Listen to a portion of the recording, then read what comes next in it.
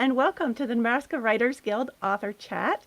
Today we have on here Richard Paolinelli. I'm so excited to have you on the show, Richard.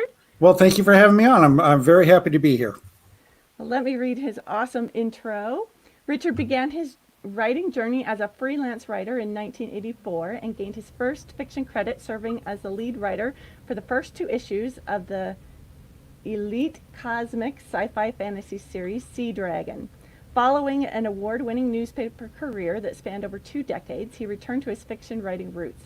Since then, he has written 7 novels, 2 nonfiction sports books, and has appeared in over a dozen anthologies. His novel, Escaping Infinity, was a 2017 Dragon Award Finalist for Best Sci-Fi Novel.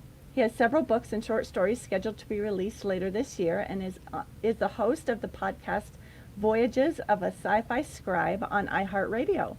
He and his wife moved to Nebraska in 2018. Welcome so much to the show. I'm so excited to have you on here. I know I just read this big long intro, but tell us about yourself. Well, yeah, I was thinking about this the other day. It kind of dawned on me. I'm coming up on 40 years of making my living as a writer in one form or another. I started as a freelancer in 1983, did that for a few years, got into sports writing for a newspaper in New Mexico in '91, and that kind of became my career for pretty much 20 more years. And then after I got tired of covering games and being up till 2 a.m, I decided to retire from sports writing and get out of the newspaper business and get back to what I originally wanted to do, which was to write the stories and write the novels. And it's been an interesting, I'd say the interesting 5 or 6 years since I made that decision. Oh, I bet. How wonderful. So tell us about what you write. The joke is if you name the category, I will probably write in it with very few exceptions. I primarily write science fiction, but I have wandered off into mysteries and political thrillers, a couple of horror short stories, and I never thought I would write that particular area. I've got a story coming out in an anthology that's coming out on Monday that's military science fiction, and that was one I would never have guessed I would get into. If you listed a whole bunch of them, I'd probably put that one as one that was never going to happen. But I like the fact that I challenge myself by getting outside of my comfort zone, which is pure sci-fi, and I get off into these other areas like the Sherlock Holmes short stories. And then the Secret Stairs was the one that I had a lot of fun with, and it's basically urban fantasy. Oh. So I enjoy that challenge of getting into areas I'm not used to, and seeing if I can do it and what I can come up with. And I encourage a lot of people to do it too, because they're like, well, I got to pick a genre. It's like, no, you don't. Have some fun and go out and explore what's out there, because you never know what you're going to find. Right, exactly. So 7 novels. Are they all science fiction, or did you kind of write in several different genres there? Well, I was going back and forth with, do I want to start out with sci-fi? Do I want to do this mystery political thriller series that I've been working on for a while? And at the time I got out of newspapers, the mystery political thriller was a little bit better developed. So I went with that, and I figured a 4-book series would be easier to get an agent and get a publisher than a standalone sci-fi was going to be.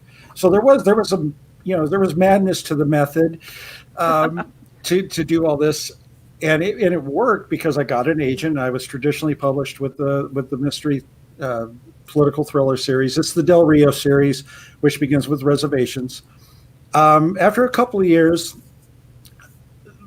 through some interesting events, I decided that I wanted a little bit more control over my publishing.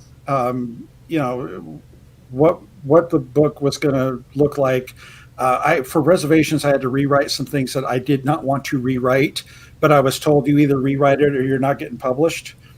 I don't work well that way. So it's like, okay, I want to have that control. I want to make that decision. And if I'm wrong, then it's on me. And if I'm right, then it's on me.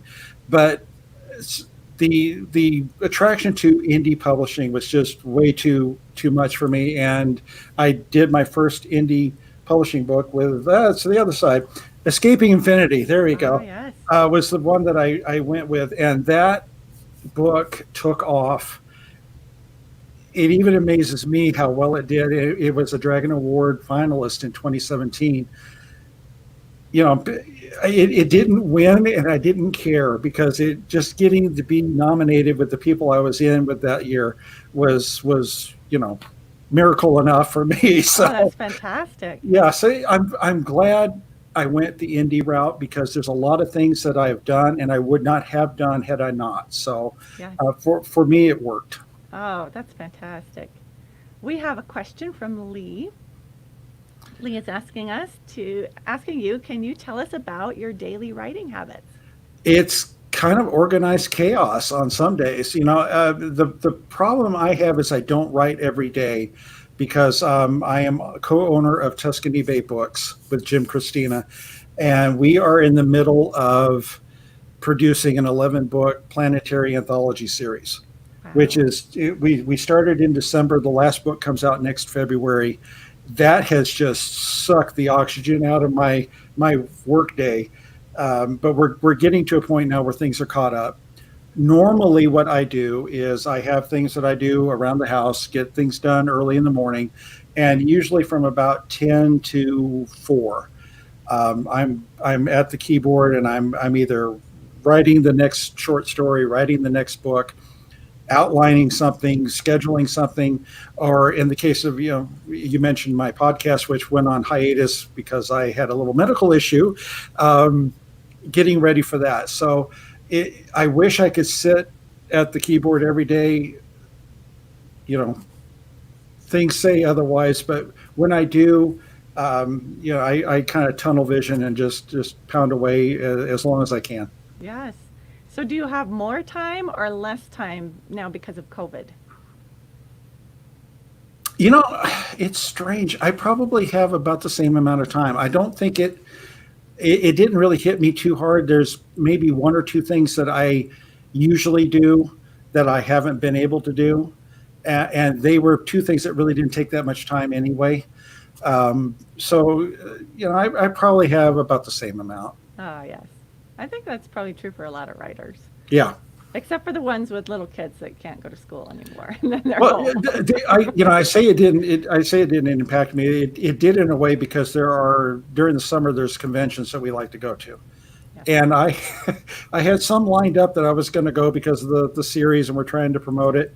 And I've got this big banner, and I've got all these cards, and one by one these things are getting knocked off because you just can't do them. So that's probably the biggest impact that has had on me, is the promotional side of it. But writing wise, yeah, I think most writers, I doubt most of us even recognize that there was a problem. Once we come out from under the desk, we're like, oh, there's something going on. That's so totally me. Yeah. Everybody's complaining, and I'm like, what? What's different? Although, as a writer, I would challenge anybody to come up with a stranger year than we've had in 2020. No kidding. That is so true. Yeah. Really odd. All right. What inspired you to become a writer? It seems like it was in the blood all along. And I'm going to blame my mother on this because she actually had a scholarship to go to a university in Texas on a journalism scholarship, and she turned it down, which was good for me because I wouldn't be here if she hadn't. But I think I kind of inherited that from her because as a kid, my dad's drilling business, we were all over the country. I mean, any part of the country, you name it, I've been there. And back then, you just got in the backseat of the car and you drove with the parents to wherever the next place was. And there's not a whole lot to do. This was before the tablets and all the other goodies that you could play games on. So I would have a little notepad and a pen, and I'd be just creating little stories and everything. And it just kind of kept going through school. I would do that during school projects, and it just became kind of a natural thing for me. I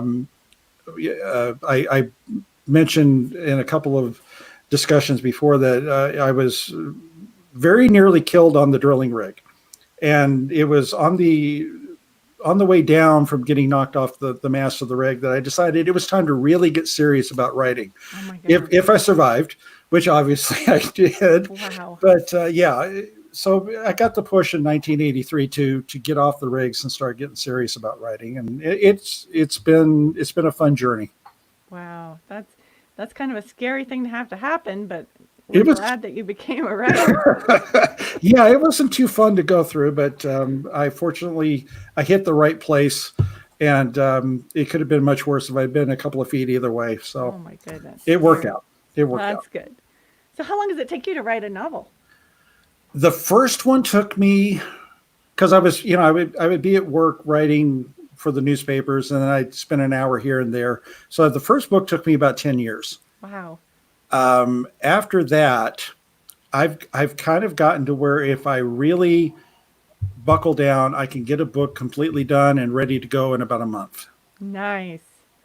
That is awesome. So, and I think that's normal for every writer. Once you get that first one done, you can kind of, the process speeds up for you, and you're used to what you're doing, and you've got a routine now, and they come faster and faster.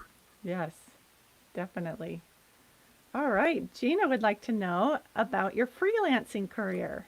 Mostly it was from 83 to 90. And I wish I had more examples of it. I don't think I have anything around here. I wrote for Sports Collectors Digest. I wrote some articles for them. There was a magazine called, I believe it was either West Texas Scenes or Permian Basin Scenes in Midland, Texas. And my first story assignment was to go out and write a story about the Odessa Meteor crater. Oh, cool. It's a hole in the ground about that deep. Is it really? Yeah, it was filled in. I mean, I think they just stumbled across the some of the remains of the meteor and then went, oh, wait a minute, this is a crater. So it was discovered by the same guy who discovered the big one in Arizona. The things you remember after 40 years, right? Right. But yeah, he determined it was a meteor. So I went out there and I did a little, puff piece on that. They sent me out to cover a golf tournament a couple of times and a high school football game. And that's kind of where I got into, hey, I kind of like writing about sports. Ah, cool. So there's some other publications. Texas Monthly Magazine sent me a letter. Can you go out and get us a picture of tumbleweeds going across the highway? I'm like, okay, $25 is $25. All right. I'll go out and I'll shoot a picture of a tumbleweed, I love it. So the early days, you kind of, you mostly got the ideas and you sent off to publications and you crossed your fingers and see what happens. The one that was disappointing, there was in Texas, there was a beer commercial series, the giant armadillo that was attacking the Lone Star beer trucks. And I came up with this goofy story on the hunt for the giant armadillo. And I sent it off to the beer company and they sent me this note back. They go, this was great. We would publish it except for we're shutting down. Oh, no. So, yeah, you get some rejection letters like that. But I mean, they loved the story. They didn't have a way to publish it. So. Oh, my goodness. But that was the early years where it was just kind of scrambling around. I was shooting pictures at the same time as I was writing. Didn't make a whole lot of money at it, so I kind of stayed in the drilling business a little bit because you gotta pay the bills. Yes. But I look back at those days and they were fun. They were a lot of fun. So I'm always curious about how people get their agents. How did you first get your agent? I used to remember the number. I sent 188 query letters out. Wow. And I got several, okay, we're intrigued, send us more. Finally got an agent and we kind of went from there. She started sending everything out to publishers and we had a couple of publishers did the same thing. Hey, interested, send us more. And we made a deal with Oak Tree Books, which was in California at the time. And it was a small press and it was great little press to be a part of. And the first book, I was really jazzed because the first book that I wrote for them was their number 3 bestseller of the year. Oh, And wow. it had only been out for 3 months. And I'm thinking, okay, here we go. We're on our way. Yeah. And unfortunately, the publisher had a very severe medical issue, and she had to close everything down. And, which is perfectly understandable in the situation she was in. You gotta take care of your health. And the rest of us were allowed to go out and kind of see what we could find elsewhere. But it was shortly after that I just decided, okay, I've done the traditional route. I had the agent, I had the publisher, but there's for my first book, I kind of had to write some things differently in the first book. And I was told, you either change this to what we want or we will not publish this. And so you're a first-time author. You don't get to pull a J.K. Rowling and say, thou shalt publish every word the way I've written it. Right. So I rewrote it. But it kind of stuck in me a little bit. It was kind of one of those little nagging little things that you can't deal with. And I was talking with a couple of authors who were indie publishing. And the more I talked to them, it made me realize that I want more control over my decision making. And I went the indie route, and it's been great. I recommend to a lot of people that they should try indie publishing. Well, for one thing, you're going to get more of the money than you would if you go traditional, but it really isn't for everybody. Yeah. You have to have a lot of energy that you devote to it. You've got to be willing to go out and do some marketing, and a lot of marketing. You've got to come up with crazy ways to get your book out there. And trust me, I have tried some crazy ones before. So it's a lot of work. It's a lot of effort, and you really have to have that extra gear to do it. Yeah. So, I'm not saying I've never come out and said never traditionally publish. I've seen some people do that. If you think you can devote that kind of time and energy, give indie a try, because you're going at the end of the day, you're going to like it. Yeah. I really like being indie published. So now I'm really curious, what's some of the crazy things you've done marketing wise? There's a couple of them I can't really admit to, I don't think. The one thing I've found is if you can navigate Twitter without getting dragged into the political cesspool, which I actually had to delete an account recently because it was every time I popped up, it was like everybody just wanted to brawl. It's a waste of time. Yeah. But things like if there was something going on politically that was close to what was going on in one of my books, is to mention the book, tagging yourself into that hashtag or a conversation. And I have actually sold books that way. You wouldn't think it would happen, but you would be surprised how, you mentioned, I wrote about something similar to this. I didn't think they'd be crazy enough to do it in real life. And people will go buy the book and find out, well, for you. So, you just, I buy ads in magazines. I don't go out and get the big money ones because I don't have that much money to play around with advertising. So if you're smart with your advertising dollar, you can do that.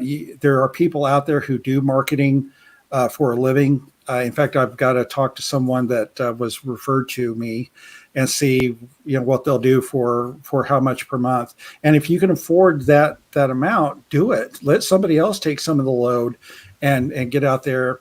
I come up with little JPEG ads that I put on Facebook and Instagram. And I mean, it's just, you don't be afraid to try anything and get it out there, because you never know what's going to catch somebody's eye. Yeah, very good. All right. Becky is wondering, what are your best marketing suggestions for indies? Actually, probably building a mailing list. If you've got a website or a blog that allows you to do that. I've got one I don't know how many people are following. I probably should know that, but send out a monthly newsletter, and don't always just make it about yourself. I'm doing something on my website now called Free Read Friday, where I find a book that is free to download on Kindle, and I highlight that author's book. It has nothing to do with me. I don't make anything. I don't charge them. They don't even know I'm doing it half the time. Although I did get a thank you note last week from the author, because she said, I've gotten like 10 hits a day here, 10 hits a day there. And then yesterday when that ran on your website, I got 250 hits and downloads for her book, which is the first of a series. So now we'll see, if those 250 read it, how many of them will like the series enough to go get books 2, 3, 4, and 5. Yeah. Who knows how much she's going to sell off of that. Yeah. So do something like that. If you can blog every day, that's probably a good idea. If you can think up of enough things to do. I can't, because there's just not enough time in the day if with me doing publishing and trying to write my stuff to do something more than just say, hey, here I am, it's the next day. Yeah. And that would be about all I could do. So, yeah. But there's no end of things. I would say join some writing groups, connect with authors on Twitter, watch what they're doing. I mean, I see some things that are done on Twitter with people will put the book cover and maybe a couple of lines from their book to hook you into that. See what everybody else is doing. If you see something that caught your interest, try to apply it to what you're doing and try that too. Nice. Very good. I think the best thing I've ever done is I got in an author group just for my genre, and there's over 350 people, I think, in that group that just write sweet romance. And so we swap newsletter mentions with each other. Okay. So instead of just reaching my group when I have a new book come out, I can swap with a bunch of other people and reach all their newsletters as well, which is one thing we're doing is there's an anthology I'm going to be in that's coming out on Monday. And I've got all of the authors, well, not quite all yet, but most of the authors from that anthology are putting together a guest blog post that's running on my blog. It started a couple of days ago. It's going to run all the way through the release day. And they talk about their story. Nice. And then they go and they share, the post on my blog, on their blog and their social media. And that gets out and people come and they read the post on my blog and they're introduced to my stuff and what I'm doing. And some people, I picked up a ton of followers in the last couple of days on the blog. So those are things, once you get them where they're noticing you, then they'll start checking out your books and they might see something that catches their interest and you got a book sale. Exactly. All right. We have a couple more questions. Oh, you would click on that one. Of the books you've written, which is your favorite? Also, do you create your own covers? Do you publish through Createspace on Amazon? Okay, I'm going to cheat and do this backwards. I publish through Amazon just because it's a lot easier to navigate all their stuff and get everything out. Anything that saves me time, I'm going to do. So Amazon right now is the easiest. And I thought Createspace folded, but maybe they came back. I don't know. Like I said, Amazon's easier. I go through them. For the covers, for the most part, yes. I didn't with Escaping Infinity because I was trying to come up with ideas and I came across the image online. It was an artist in Germany and I contacted him. I said, okay, how much would you charge me if I used it? And it was a ridiculously high amount of $45. Oh, wow. I think that's the fastest my wallet has ever come out of my pocket in my life. So yeah, that's an amazing cover. It's won awards all over the place. But yeah, for the most part, I put the covers together. I take advantage of some websites that are out there that provide images. Some of them that's the image as is with The Last Lonely Trail. That's the entire image.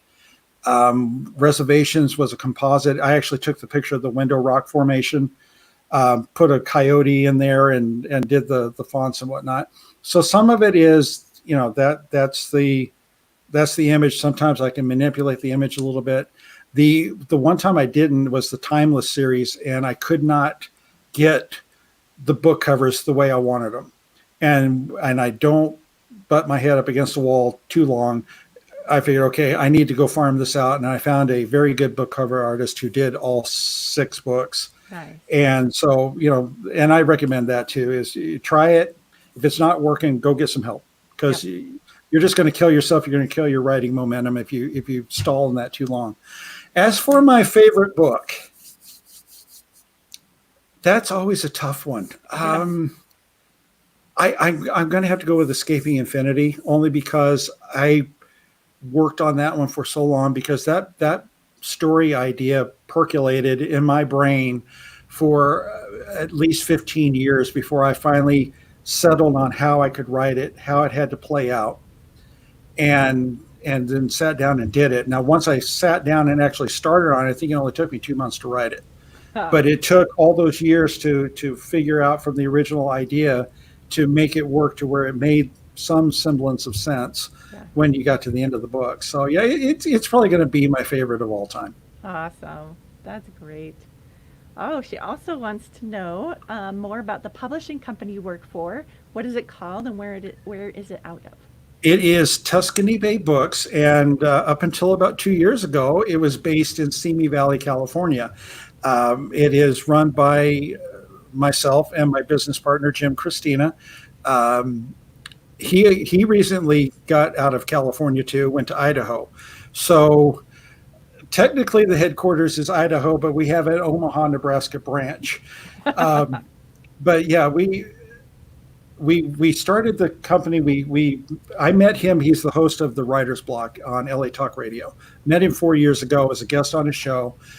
Discovered that if I walked out my front door and hit a 3-iron, I could land it on his front yard. And so we kind of met a lot, got to talking about different things, and decided that we wanted to take his publishing, which was Black Dog, and my publishing, which was Tuscany Bay Publishing, and combine it and make it Tuscany Bay Books, which explains, if you see our logo and you see the BDP on the moon, Black Dog Publishing. We wanted to have a little bit of Black Dog on there somewhere. Nice. So he's kind of stationed in Idaho. I'm here in Nebraska. Right now we're doing a massive 11-book planetary series of science fiction and fantasy short stories. But we're publishing. We had a romantic comedy that we published a couple of months back by Miranda O. We're looking at some other science fiction, some other westerns.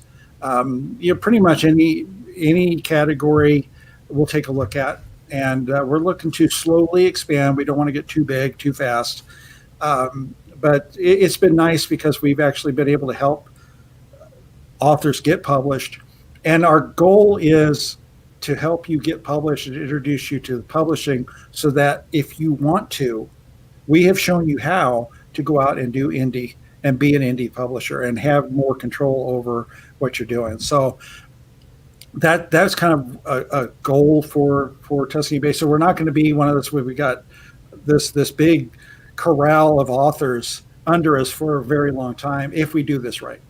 Nice. That's great. I love that. All right. Gina wants to know, do you sell a lot of print books? If so, where do you sell them?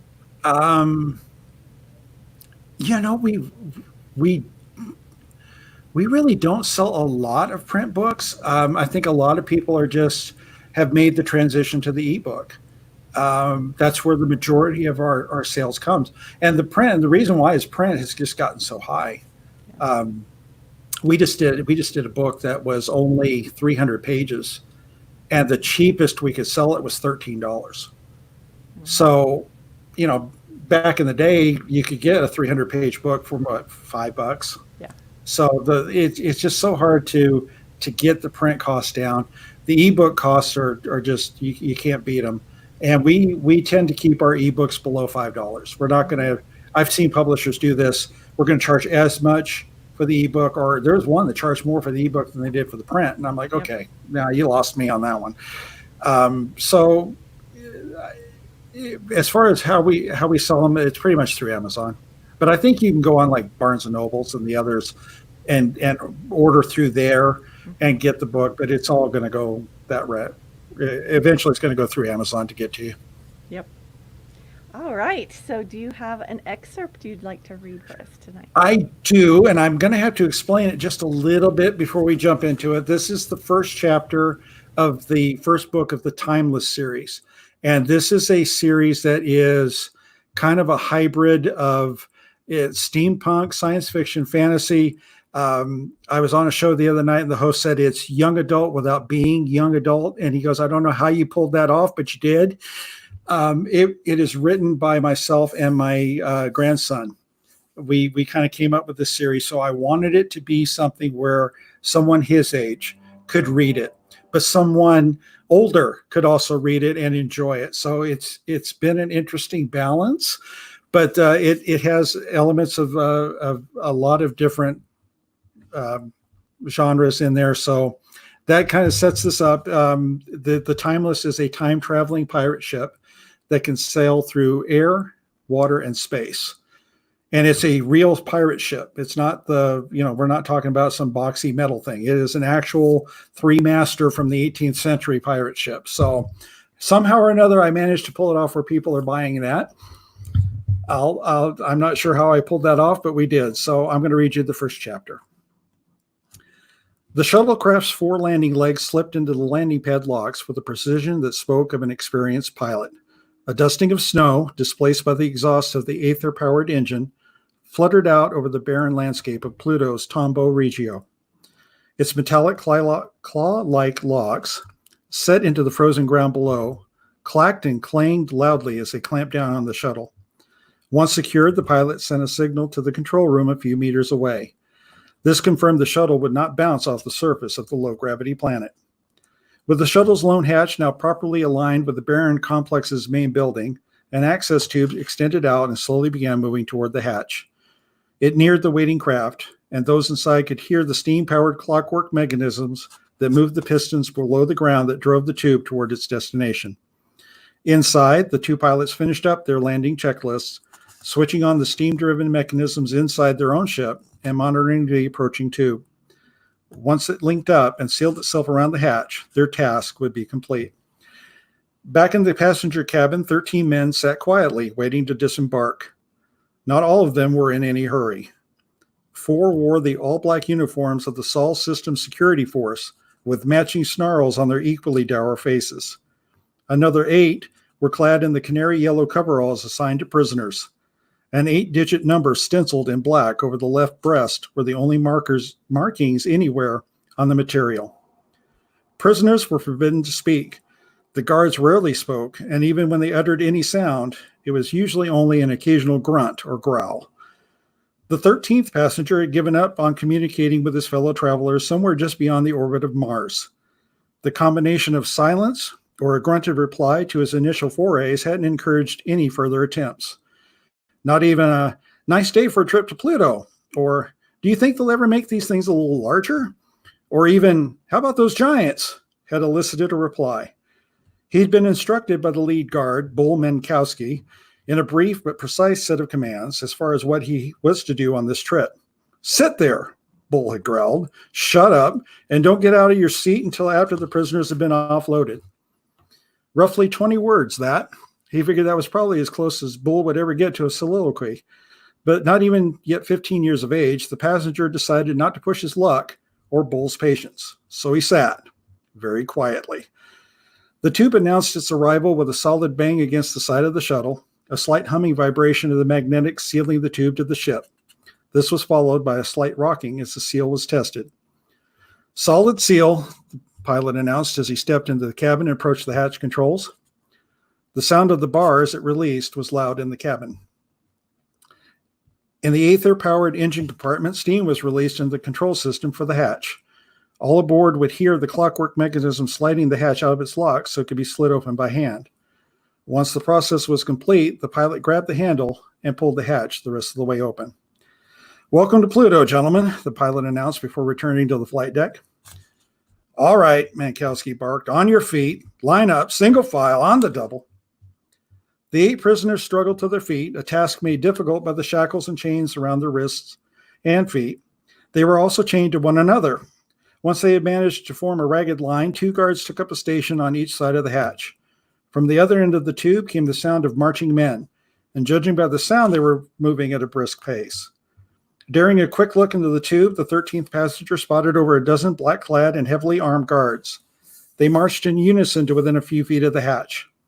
Then they snapped to a halt with frightening precision. Behind them was another black-clad guard, a gold braid on his shoulder, accompanying a man dressed in a fully decked-out military dress uniform. "Prisoners," Mankowski bellowed. "Disembark." The 8 men filed out, heads slightly bowed, followed by their 4 guards. "Gentlemen," the military man greeted, "welcome to the Tombaugh Regio Correctional Facility on Pluto. My name is Major General Tecumseh Grant, and I am the warden here. My job is to see to it that your sentences are carried out according to the laws of our solar system. Mine will be the very last face you see in this life. Until that day, when your death sentences are carried out, this man here, Captain of the Guard Carl Mangus, will see to your accommodations during your stay. He can make that stay unpleasant, or he can make it even worse. That is entirely up to you. Captain Magnus, escort these prisoners to their cells." "Yes, sir," Magnus replied almost too cheerfully. "Well, what are you slugs waiting for? Get moving." The prisoners, with their grim-looking escorts in tow, shuffled and rattled their way down the tube toward the prison. Only then did the last passenger decide it was safe for him to step out. "Ah, you must be young Mr. Carver," Grant called out, extending a hand. "Yes, sir, Jameson Carver," he replied. "Well, we are delighted to have you as a guest, Mr. Carver, at least one that is free to come and go as he likes. Carl, would you see to it Mr. Carver's luggage is sent to his quarters? I'm afraid they aren't much compared to back home, but I assure you they are much better than the rest of our guests here enjoy." "I'm sure they'll be fine," Carver said agreeably. "So you're here to interview our most infamous resident?" Grant asked. "Singapore," Magnus all but snarled the name under his breath. "Yes," Carver answered, though Grant managed a quick frown at his captain. "Little John Singapore, first mate of the Timeless." "Pirates," Magnus growled lowly again, earning another disapproving look from Grant. "You must forgive Carl," Grant said to smooth the moment over. "He has little use for pirates, although I must confess I'm surprised Governor Garibaldi himself approved this visit of yours. You must have interesting connections, especially for one as young as you are." Carver thought to admit that it had been the governor who had called him out of the blue with the offer of sending him.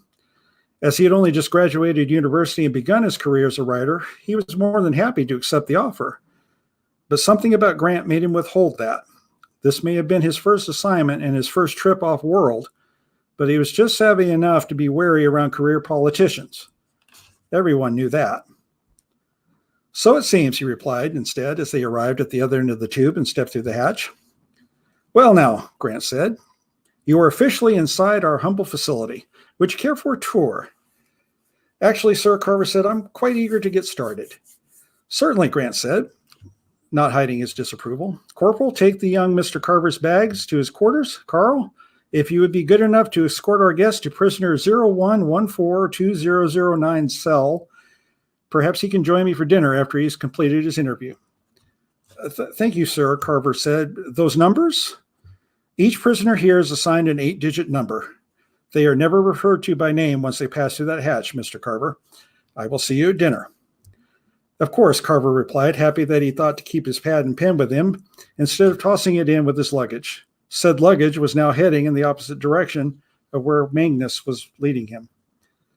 They passed through a maze of tunnels and gates that left Carver with no sense of exactly where on the planet he was, or even if he was anywhere near its surface. Eventually, the maze led them to a huge octagon-shaped room. Each of the 8 walls had 5 cells. Those cells had been carved out of the hard rock with only one wall of bars extending from ceiling to floor facing the main room. Every cell was occupied by one man in a canary yellow coverall. The center of the room was a guard's post. 8 guards were on station, each one facing an assigned wall as if daring any of his 5 charges to so much as sneeze without permission. This was death row, and it felt every bit as gloomy as the grave should feel to Carver. He followed Magnus to one of the cells. The guard rapped the 3rd bar 5 times in rapid succession. Slowly, the set of bars slid out of their ceiling slots and dropped within a foot of the floor before stopping. "Prisoner 01142009, Magnus barked. "You have a visitor. Behave yourself, pirate." With that, Magnus motioned Carver into the cell, rapped the top of the 2nd bar twice, and waited until the bars slid back into place. He then strode back to the post to speak with his guards, leaving the 2 men alone in the cell. And it wasn't much of a room, Carver noted. A simple bed where the prisoners now sat, and a small chair and table. There was a sink and a toilet in the corner, a small shower head extruded from the ceiling. Apparently, that small corner was all of a bathroom a prisoner was afforded here. Carver studied his temporary cellmate. Like all prisoners here, he had been shaved clean of beard and mustache. Not a single hair on top of his head had been spared the razor. Carver had seen a photo of the man before his trial. It seemed a crime to have cut the long gray black hair and full beard Singapore had once sported as a pirate, but this prison made no exception to any of its rules. Mr. Singapore, Carver ventured after a minute of silence had passed. Aye, lad, the man replied in a strange accent that seemed perfectly suited to his rumbling baritone voice. That's me name, Little John Singapore, though it's been some time since I've heard it spoke aloud about this place. My name is Jameson Carver, Mr. Singapore. Call me John, lad, the prisoner interrupted. We'll be here all day if you keep addressing me all formal like. Yes, sir, Mr. John. So what brings you to me humble corner of paradise, lad? I'm a writer, John. One of them reporters, are you? Come to write about the last days of a villainous pirate for the folks back home, have you? No, sir, it isn't like that at all. I'm an author. I write stories, make-believe stuff. And you be here to tell me story, eh? Actually, yes. I'm hoping you'll tell me some of your adventures and I can write them so others will know of them. After you dress them all up and change them so they're no truer than a politician on election day, I'll wager. No, sir, I promise you, I won't change a thing. Singapore eyed the younger man with an air of suspicion, but he hadn't thrown the man out of his cell yet, and a fact that gave Carver some hope. A loud buzzer sounded throughout the cell block. What's that? Carver asked. You've arrived just in time for an execution, lad. Whose? That's the question, lad. Whose time has come indeed? You mean the number of the prisoner to be executed is drawn from that barrel there by the guard post each day. As soon as 'tis announced, the lucky winner is hauled to that clear tube against the wall yonder. Then they throw him in, and the hatch above is opened. Then what? The other side of that hatch opens into space, lad. My God. Aye, lad. You ever see a man die from exposure to the deep black of space? It's no sight for any man to see, even one with an iron stomach. Magnus stepped up to the barrel, reached in and withdrew a black card. Carver could not make out what the gold lettering on the card said. Magnus removed that mystery. Prisoner 0114200. Magnus paused cruelly, shooting a wicked glance in Singapore's direction before reading the final digit. 2. Your time for judgment is here. Bring the prisoner to the chamber. Directly across from Singapore's cell, the bars of the condemned man's cell lowered. Carver was shocked to see it was one of the 8 new arrivals. 4 guards swiftly moved in and secured the prisoner, dragging him to the chamber. Only when he was hurled into the chamber did the shock finally wear off and he began to protest. Tears ran down his cheeks as he pled for mercy, but the pleas fell on deaf ears. Lad, Singapore called out to the doomed man, dinna give this lot the satisfaction. You'll be in a better place soon enough. The words seemed to put steel into the doomed man's spine. The tears stopped, the pleas ended, and he stood straight and proud, a defiant look for his captors as his last testament. Magnus shot a look of pure poison at Singapore. Grant, who had just entered the block to perform his ghastly duty, spared a bemused look at Singapore and Carver before resuming the ceremony. Prisoner 011420002, Grant called out as he grasped a handle rising out of the floor. Your sentence of death being lawfully adjudged and hereby executed on this day, do you have any final words? The prisoner shook his head no. Then may God have mercy upon your soul, Grant said as he pulled the lever. There was a pause, a hiss of steam, and the clicking of clockwork gears in the ceiling above the block. The clicking stopped suddenly, and an eerie silence fell over the block for a second that seemed to stretch into an hour. Then there was a loud pop, followed by the unmistakable slam of a hatch flying open and striking hard against another metal surface. Almost faster than his eyes could follow, Carver saw the prisoner violently sucked up the tube. No one needed to look at a monitor or out a porthole. They all knew the prisoner's frozen body was rocketing off the surface of Pluto and out into deep space. Grant swiftly exited the block without another word. Magnus drifted over to the cell. He paused just long enough to mutter, "You'll push your luck too far, and I'll be there waiting for it when you do." You do that, Bull. We'll see which of us dines in hell first, laddie. Lad, Singapore said softly. Yes, John, Carver replied. I'll tell you a story. Every day you come back here and me number's not drawn for the hangman, I'll tell you another. About your ship, the Timeless? Aye. And your captain, Rock Congo? Aye. And Duchess Moran? Aye. Singapore all but spat out the word. They say she is quite the beauty, Carver ventured cautiously. Aye, she is. Face and body of an angel, that one. Hair as red as a home fire's flame. Eyes as green as any emerald. And a heart as black as the devil herself. A witch that one is, Singapore continued. She bewitched me ship, me captain, and me crew for sure and certain. How did you meet her? Carver asked. Aye, Singapore replied. That seems as likely a place to start as any, I suppose.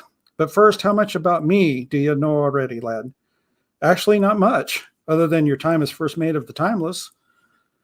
Aye, that seems likely, given there's naught to tell of the time before. I was a lad of 14, not much younger than you, when I was first drafted into the space merchant fleet, not 30 years after the Great Dark.